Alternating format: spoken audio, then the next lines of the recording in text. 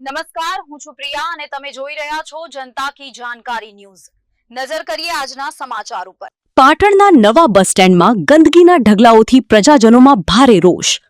પાટણના આધુનિક નવા બસ સ્ટેન્ડમાં ડેપો તંત્રની ભયંકર બેદરકારી સામે આવી રહી છે। તાજેતરમાં જ ગુજરાત રાજ્યના નાયબ મુખ્યમંત્રી અને ગૃહ રાજ્યમંત્રી હર્ષ સંઘવીના હસ્તે ભવ્ય ઉદ્ઘાટન કરાયેલ બસપોર્ટની હાલત હવે ચર્ચાનો વિષય બની છે।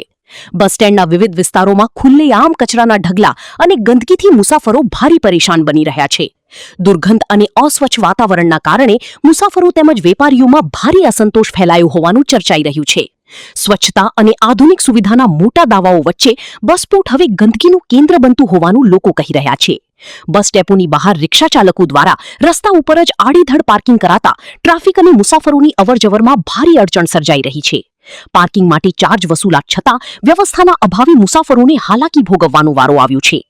આધુનિક બસ સ્ટેન્ડ હવે આશીર્વાદ નહીં પરંતુ મુસાફરો માટે મુશ્કેલી અને અવ્યવસ્થાનું કેન્દ્ર બની રહ્યું હોવાનું પ્રજાજનોમાં ચર્ચાઈ રહ્યું છે।